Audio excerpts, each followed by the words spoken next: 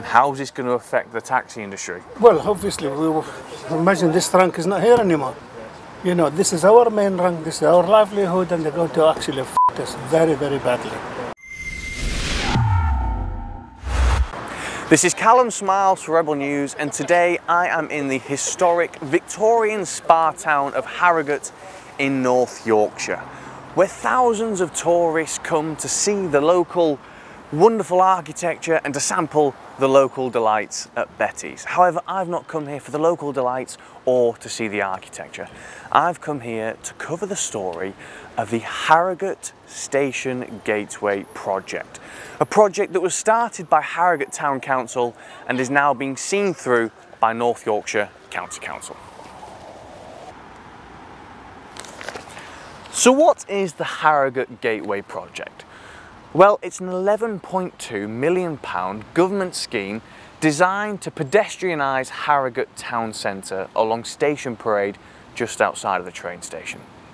The whole idea is to change the current road infrastructure, add cycle lanes, and to incentivise more people to use public transport. However, much like many of the 15-minute city concepts around the country, this has come under much scrutiny from residents and business owners. So I've come to Harrogate to find out why. Harrogate is a beautiful part of the country, and each year tourists flock to the town to enjoy the really unique high street and the surrounding Yorkshire Dales. The reason Harrogate High Street is so unique is that it has lots of independent shops. Other high streets around the UK are indistinguishable in many respects. Well-known chain stores dominate the UK high street, but in Harrogate the independents are still going, and it's that uniqueness and independent shop presence that many fear the Harrogate Gateway project will destroy. Diane Matthews is one of many business owners on Lower Station Parade whose business will be affected by the Harrogate Gateway project, so I stopped by to have a chat. So Diane, as a business owner here on Lower Station Parade, how exactly are the proposals with the Harrogate Station Gateway project going to affect you and this street?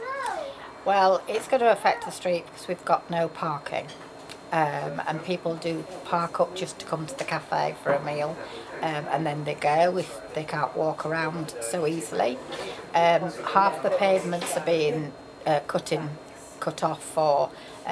We're going to have one lane for cars, a bus lane, and 2 lanes for bikes, which we very rarely see bikes come up this street. It's a busy street, and everybody is up in arms about it. As it is, we don't get any help from the council for this street anyway, so they're really going to hurt us all. We've all signed and sent letters against it, but they just don't really care about the businesses and what the businesses want. It's all about making the town pretty. The town is already pretty, it's beautiful, and people come because of that. You don't break what's not broken. So we don't need the gateway. Do you think these decisions are actually going to kill off the high street? Because we don't have any shops, it's adding to that. So the high street will be killed off. When I speak to people that I haven't seen for maybe 3 to 4 years, and they say, oh, I'm really sorry, we never come into town anymore because there's nothing to come for. And then if there's nowhere to park and there's nothing to do, and this whole gateway thing is going to affect everybody, all businesses it's going to affect. And so yes, people will just go out of town to the shops. Diane isn't the only business owner on Station Parade who isn't happy with the Gateway project. So Keith runs a tattoo shop here on Lower Station Parade. Keith, how is this Station Gateway project going to affect your business? No, it's going to destroy it. The amount of people we get that are either disabled or mothers bringing the kids for piercings, it'll just destroy my business. I'm disabled as well, so I think on the plans there's one disabled there, and that's it. It's just, there's no point. It's just going to destroy all the businesses on the street. I don't see why they're trying to do it. And what about all the cycle networks, or the path they're trying to take away to make into cycle lanes. How is that going to affect things? Well, what's the point? There's no one that's... I might see 1 or 2 bikes a week. You don't see push bikes around this area, maybe up at other end, but the only time you see a bike is when it was Tour de Yorkshire, and that was a f***ing joke anyway. I wanted to speak to the locals whose businesses will be affected by the Gateway project, so I spoke to some of the taxi drivers at the taxi rank along Harrogate Station Parade. Do you know about the Harrogate Station Gateway project? So it will affect the trade actually. Do you think it's going to massively affect it and like maybe even put some out of business? Maybe so. Depends where they give the other rank really. I'm not really sure. And how is this going to affect the taxi industry? Well, obviously, imagine this rank is not here anymore. You know, this is our main rank, this is our livelihood, and they're going to actually f*** us very, very badly, you know. And the thing is, if you have a £12 million from the government, they should spend them wisely. I told them, if they really wanted to, if they're talking about environment and, you know, Starbuck train station, there is a barrier, comes down for every 20 minutes. And that barrier lasts for about 5 minutes. And the queues of cars both ways, that's if they wanted to, talking about the environment and, you know. Why don't they make a tunnel or bridge with that £12 million to make our life easy? No, but because the government said cycling, you go ahead with it. That's a £12 million to make everybody's life hell in this town. Harrogate people, the majority of them are elderly people. They cannot cycle, that's number one. Harrogate is uphill, downhill, hilly place, you know. Who's going to cycle? I'll take you near Dutchy Road area there. If you can cycle, you can't even walk. Even the cars struggle to go up, never mind the bike, you know.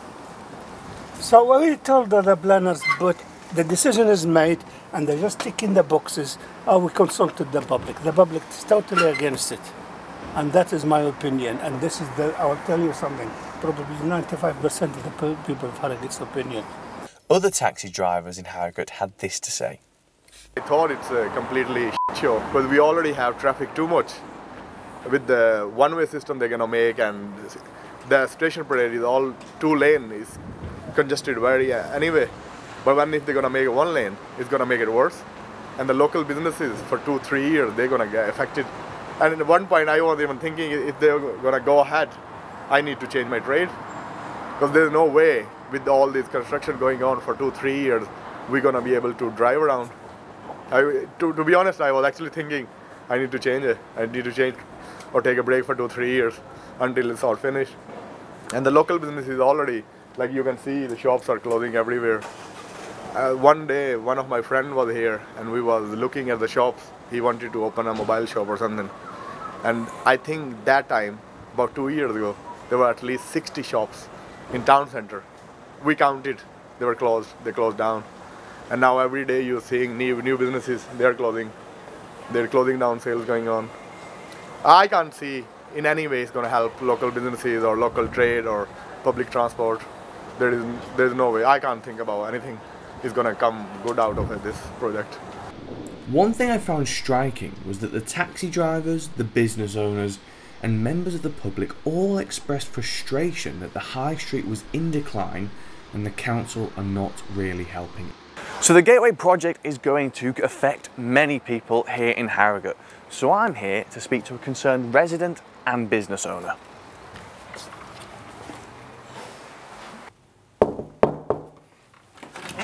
Oh, hi Callum. Hi Rachel. Come on in. So Rachel, tell me what your concerns are about this Harrogate Gateway Station project. Ooh, well there's so many. Let's just think. Well, firstly, I'm a resident and live in the town centre, so it's directly affecting my everyday life where I live, as they are redirecting the traffic around the bottom of the road where I live and across the top of it, and it's a really quiet residential area, so all the residents are quite concerned about that. And secondly, I run a very, very small business here in the town centre, a therapy business, and a lot of my clients come from out of town and they're not going to be able to access coming because if they start making manoeuvres on Station Parade and altering with roadworks for over a year, possibly a year and a half if it doesn't go right, they're not going to be able to get to me, so I'm not going to be able to run my business either. So I've got two really significant things. It's going to affect my life on a daily basis and my livelihood as well, so I'm really concerned.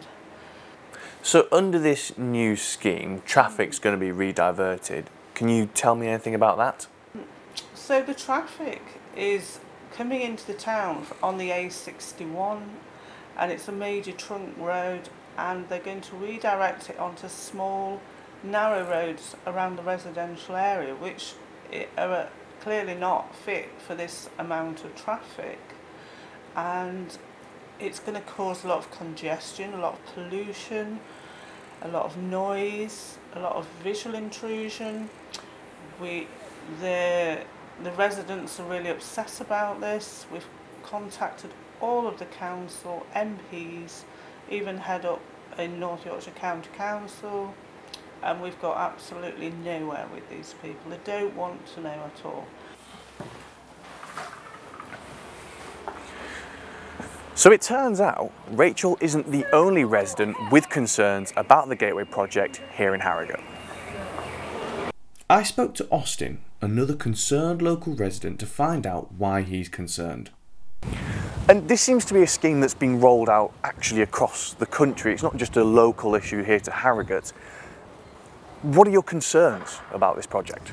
My concerns are basically that the project is a foot in the door for. I mean, at the minute there's no direct links to places like Oxford and things, but it's one of the low traffic neighbourhoods, air quality management areas. My concern is that, you know, with the first part of this project, it's going to lead to more projects similar to it, and obviously implement the zoning of Oxford and Canterbury. And what's the communication been like with you and the county council? Have they told the residents quite openly what's going on, or are you having to fight for that information? We've basically had to fight for the information. There's been no public consultations. There's been a couple of Zoom consultations. The last meeting that we had, was the third one, the few people that were there were in a separate room. But there's been no real public consultations from the council, and very limited information as we speak to a few of the residents in the area. People are still completely unaware of what the project is. And what were the politicians like? Because you went to a county council meeting, didn't you? What were they like when you raised your questions? When I raised my question personally, I think that shook them a little bit. The questions and concerns from the people, the local residents, were very localised. I was looking at it from a slightly more macro angle, you know, from the things like Oxford, how they've done that, and Canterbury, purely because of the ANPR cameras and the AI cameras they were talking about. And I wanted to know, the question that I asked was if they would use the ANPR cameras for financial charges and for private vehicle use, and they gave me the answer on the day. Well, if you want to see Austin's question on that day, you can see it right now. As of August last year, Tanya Weston, who is the Programmes Manager for the Transforming Cities Fund, and Matt Roberts, who is the Economy and Transport Officer for the Council, stated that the use of ANPR cameras for vehicles and the use of AI cameras for pedestrians were going to be used to monitor the area, but as yet hadn't discussed the use for enforcement purposes. So my question to the Council is, will the North Yorkshire Council please state whether the use of these cameras will or will not be used as a means of financial enforcement to this particular air quality management area? And also, are the ANPR cameras that have appeared in several different areas in and around Harrogate to also be used as a means of financial enforcement of other planned low traffic neighbourhood areas? Thank you. Thank you for the question. So low traffic neighbourhoods, air quality management areas and clean air zones are well established tools for managing the impact of motorised traffic on the local environment. And as such, the Council may wish to utilise these measures in the future where there is an identified need, and any considerations relating to associated matters such as financial charging and camera enforcement will be considered at that time.